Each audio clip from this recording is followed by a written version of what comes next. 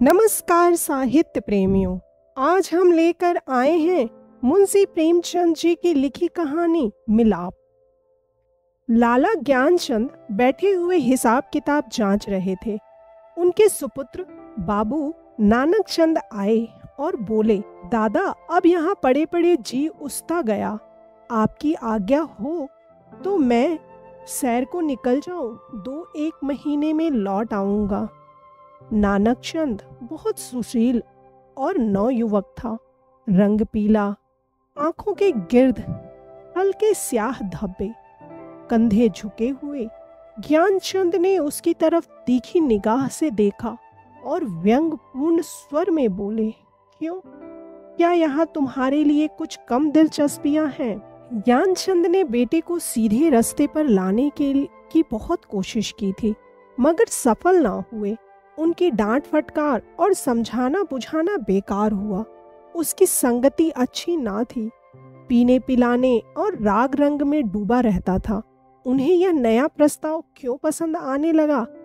लेकिन नानक चंद उसके स्वभाव से परिचित थे। बेधड़क बोला, अब यहाँ जी नहीं लगता। कश्मीर की बहुत तारीफ सुनी है, अब वहीं जाने की सोचता हूँ। ज्ञानचंद, बेहरत है, तशरीफ ले जाइए। नानक चंद हंसकर, रुपए को दिलवाइए, इस वक्त 500 रुपए की सख्त जरूरत है। ज्ञानचंद, ऐसी फजूल बातों का मुझसे जिक्र ना किया करो, मैं तुमको बार बार समझा चुका। नानक चंद ने हट करना शुरू किया और बूढ़े लाला इनकार करते रहे। यहाँ तक कि नानक चंद झुंझला कर बोला, अच्छा कुछ मत दीजिए, मैं यूं ही चला जाऊंगा। ज्ञानचंद ने कलेजा मजबूत करके कहा, बेशक तुम ऐसे ही हिम्मतवर हो, वहां भी तुम्हारे भाई बंद बैठे हुए हैं ना। नानक चंद, मुझे किसी की परवाह नहीं, आपका रुपया आपको मुबारक रहे। नानक चंद की यह चाल कभी पट नहीं पड़ती थी। अकेला लड़का था। बूढ़े लाला साहब ढीले पड़ गए। रुपया दिया, खुशामद की और उसी दिन नानक चंद कश्मीर की सैर के लिए रवाना हुआ। मगर नानक चंद यहाँ से अकेला ना चला। उसकी प्रेम की बातें आज सफल हो गई थीं। पड़ोस में बाबू रामदास रहते थे। बेचारे सीधे सादे आदमी थे। सुबह दफ्तर जाते और शाम को आते, और इस बीच नानक चंद अपने कोठे पर बैठा हुआ उनकी बेवा लड़की से मोहब्बत के इशारे किया करता।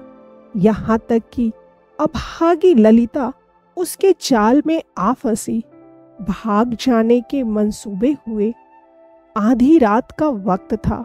ललिता एक साड़ी पहने अपनी चारपाई पर करवटें बदल रही थी। जेवरों को उतारकर उसने एक संदूकचे में रख दिया था। उसके दिल में इस वक्त तरह तरह के ख्याल दौड़ रहे थे और कलेजा जोर जोर से धड़क रहा था। मगर चाहे और कुछ ना हो, नानक चंद की तरफ से उसे बेवफाई का जरा भी गुमान न था। जवानी की सबसे बड़ी नेमत मोहब्बत है, और इस नेमत को पाकर ललिता अपने को खुश नसीब समझ रही थी। रामदास बेसुध सो रहे थे कि इतने में कुंडी खटकी। ललिता चौंक कर उठ खड़ी हुई। उसने जेवरों का संदूकचा उठा लिया। एक बार इधर उधर हसरत भरी निगाहों से देखा और दबे पांव चौंक चौंक कर कदम उठाती दहलीज में आई और कुंडी खोल दी। नानक चंद ने उसे गले से लगा लिया। बग्घी तैयार थी। दोनों उस पर जा बैठे। सुबह को बाबू रामदास उठे। ललिता ना दिखाई दी। घबराए सारा घर छान मारा। कुछ पता ना चला। बाहर की कुंडी खुली देखी। बग्घी के निशान नजर आए। सर पीट कर बैठ गए। मगर अपने दिल का दर्द किससे कहते? हंसी और बदनामी का डर जबान पर मोहर हो गया। मशहूर किया कि वह अपने ननिहाल और गई, मगर लाला ज्ञानचंद सुनते ही भांप गए कि कश्मीर की सैर के कुछ और ही माने थे। धीरे धीरे यह बात सारे मोहल्ले में फैल गई, यहाँ तक कि बाबू रामदास ने शर्म के मारे आत्महत्या कर ली। मोहब्बत की सरगर्मियां नतीजे की तरफ से बिल्कुल बेखबर होती हैं। नानकचंद जिस वक्त बग्घी में ललिता के साथ बैठा तो उसे इसके सिवाय और कोई ख्याल ना था कि एक युवती मेरे बगल में बैठी है जिसके दिल का मैं मालिक हूँ। उसी धुन में वह मस्त था। बदनामी का डर, कानून का खटका, जीविका के साधन, उन समस्याओं पर विचार करने की उसे उस वक्त फुर्सत ना थी। हाँ, उसने कश्मीर का इरादा छोड़ दिया, कलकत्ते जा पहुंचा। किफायत शारी का सबक ना पढ़ा था। जो कुछ जमा जत्था थी 2 महीने में खर्च हो गई। ललिता के गहनों पर नौबत आई, लेकिन नानकचंद में इतनी शराफत बाकी थी। दिल मजबूत करके बाप को खत लिखा, मोहब्बत को गालियां दी और विश्वास दिलाया। अब आपके पैर चूमने के लिए जी बेकरार है, कुछ खर्च भेजिए। लाला साहब ने खत पढ़ा। तस्कीन हो गई कि चलो जिंदा है, खैरियत से है। धूमधाम से सत्यनारायण की कथा सुनी, रुपया रवाना कर दिया, लेकिन जवाब में लिखा, खैर जो कुछ तुम्हारी किस्मत में था वह हुआ। अभी इधर आने का इरादा मत करो, बहुत बदनाम हो रहे हो। तुम्हारी वजह से मुझे भी बिरादरी से नाता तोड़ना पड़ेगा। इस तूफान को उतर जाने दो, तुम्हें खर्च की तकलीफ ना होगी। मगर इस औरत की बाह पकड़ी है तो उसका निबाह करना, उसे अपनी ब्याहता स्त्री समझो। नानकचंद दिल पर से चिंता का बोझ उतर गया। बनारस के माहवार वजीफा मिलने लगा। इधर ललिता की कोशिश ने भी कुछ दिल को खींचा और गोश्त शराब की लत ना टूटी। और हफ्ते में 2 दिन जरूर थिएटर देखने जाता, तो भी तबीयत में स्थिरता और कुछ संयम आ चला था। इस तरह कलकत्ते में उसने 3 साल काटे।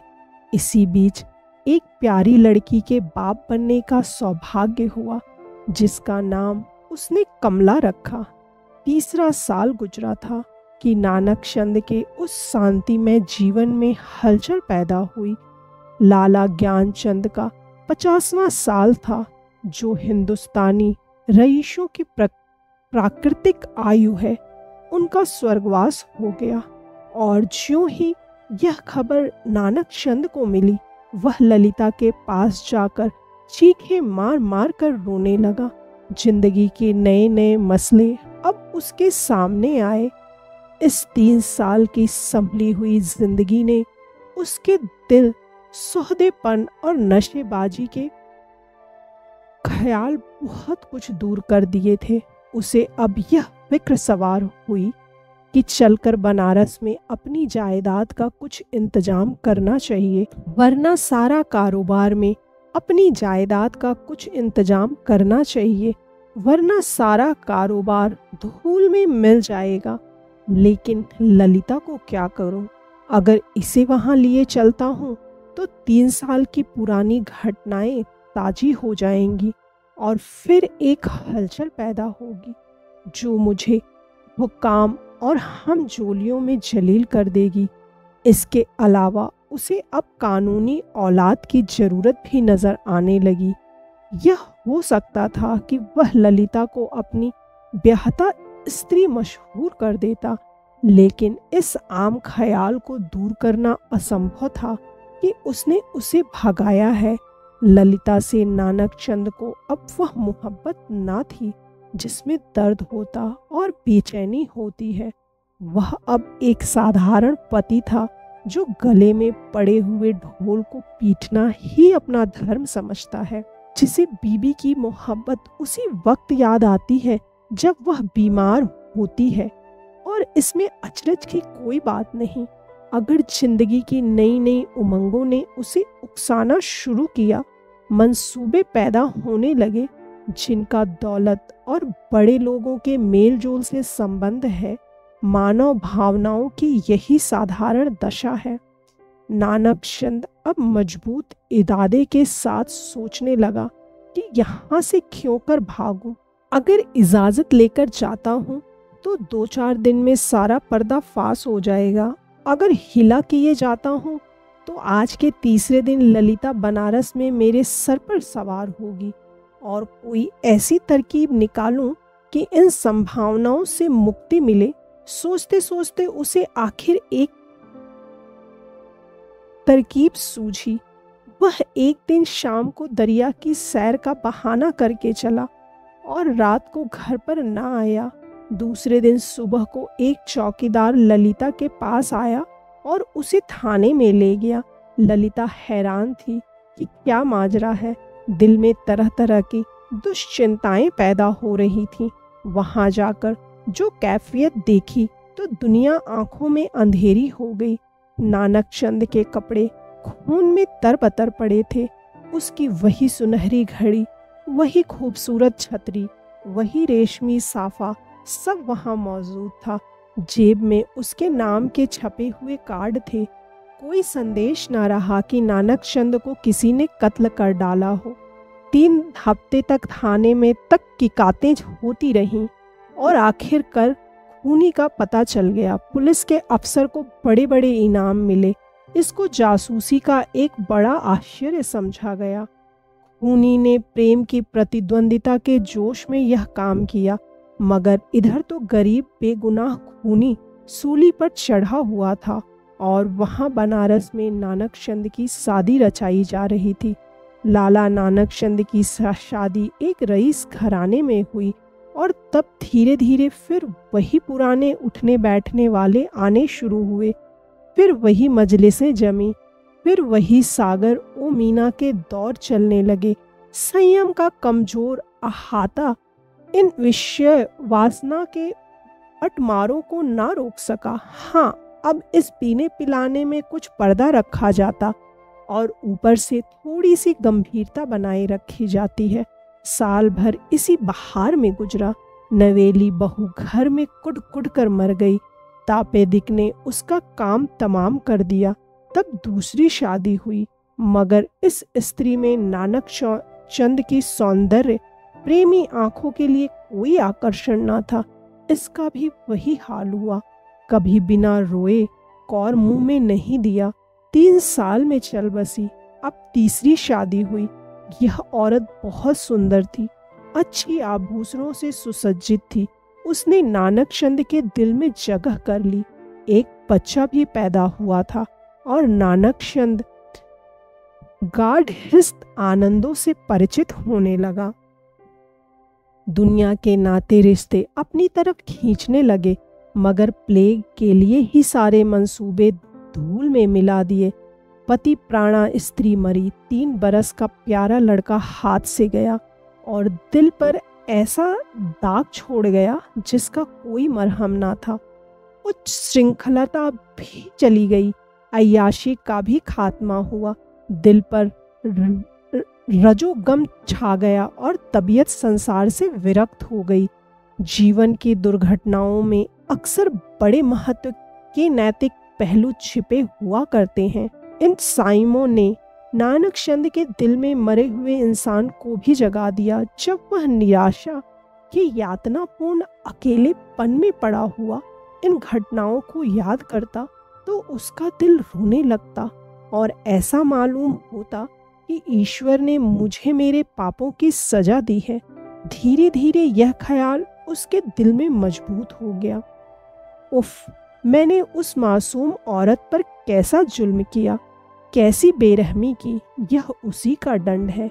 यह सोचते सोचते ललिता की मायूस तस्वीर उसकी आंखों के सामने खड़ी हो जाती और प्यारी मुखड़े वाली कमला अपने मरे हुए सौतेले भाई के साथ उसकी तरफ प्यार से दौड़ती हुई दिखाई देती। इस लंबी अवधि में नानक चंद को ललिता की याद तो कई बार आई थी, मगर भोग विलास पीने पिलाने की उन कैफियतों ने कभी उस ख्याल को जमने नहीं दिया। एक धुंधला सा सपना दिखाई दिया और बिखर गया। मालूम नहीं दोनों मर गई या जिंदा है। अफसोस, ऐसी बेकसी की हालत में छोड़कर मैंने उनकी सूध तक न ली। उस नेक नामी पर धिक्कार है जिसके लिए ऐसी निर्दयता की कीमत देनी पड़ी। यह ख्याल उसके दिल पर इस बुरी तरह बैठा कि एक रोज वह कलकत्ते के लिए रवाना हो गया। सुबह का वक्त था, वह कलकत्ते पहुंचा और अपने उसी पुराने घर को चला। सारा शहर कुछ हो गया था। बहुत तलाश के बाद उसे अपना पुराना घर नजर आया। उसके दिल में जोर से धड़कन होने लगी और भावनाओं में हलचल पैदा हो गई। उसने एक पड़ोसी से पूछा, इस मकान में कौन रहता है? बूढ़ा बंगाली था। बोला, हम यह नहीं कह सकता कौन है कौन नहीं है। इतना बड़ा मुलूक में कौन किसको जानता है। हाँ, एक लड़की और उसका बूढ़ा माँ, 2 औरत रहता है। विधवा है, कपड़े की सिलाई करता है। जब से उसका आदमी मर गया तब से यही काम करके अपना पेट पालता है। इतने में दरवाजा खुला और एक 13-14 साल की सुंदर लड़की किताब लिए हुए बाहर निकली। नानक चंद पहचान गया कि यह कमला है। उसकी आंखों में आंसू उमड़ आए। बेअख्तियार जी चाहा कि उस लड़की को छाती से लगा ले। कुबेर की दौलत मिल गई। आवाज को संभाल कर बोला, बेटी, जाकर अपनी अम्मा से कह दो कि बनारस से एक आदमी आया है। लड़की अंदर चली गई और थोड़ी देर में ललिता दरवाजे पर आई। उसके चेहरे पर घूंघट था और वो सौंदर्य की ताजगी ना थी, मगर आकर्षण अब भी था। नानक चंद ने उसे देखा और एक ठंडी सांस ली। पतिव्रत और धैर्य और निराशा की सजीव मूर्ति सामने खड़ी थी। उसने बहुत जोर लगाया मगर जब्त ना हो सका। बरबस रोने लगा। ललिता ने घूंघट की आड़ से उसे देखा और आश्चर्य के सागर में डूब गई। वह चित्र जो हृदय पट पर अंकित था और जो जीवन के अल्पकालिक आनंदों की याद दिलाता रहता था, जो सपनों में सामने आकर कभी खुशी के गीत सुनाता था और कभी रंज के तीर चुभाता था, इस वक्त सजीव सचल सामने खड़ा था। ललिता पर बेहोशी छा गई। कुछ वही हालत जो आदमी को सपने में होती है। वह व्यग्र होकर नानक चंद की तरफ बढ़ी और रोती हुई बोली, मुझे भी अपने साथ ले चलो। मुझे अकेले किस पर छोड़ दिया है। मुझसे अब यहाँ नहीं रहा जाता। ललिता को इस बात की जरा भी चेतना ना थी कि वह उस व्यक्ति के सामने खड़ी है जो एक जमाना हुआ मर चुका, वरना शायद वह चीख कर भागती। उस पर एक सपने की सी हालत छाई हुई थी, मगर जब नानक चंद ने उसे सीने से लगाकर कहा, ललिता, अब तुमको अकेले ना रहना पड़ेगा। तुम्हें इन आंखों की पुतली बनाकर रखूंगा। मैं इसलिए तुम्हारे पास आया हूँ। मैं अब तक नरक में था, अब तुम्हारे साथ स्वर्ग को सुख भोगूंगा। तो ललिता चौंकी और छिटक कर अलग हटती हुई बोली, आंखों को तो यकीन आ गया मगर दिल को नहीं आता। ईश्वर करे यह सपना ना हो।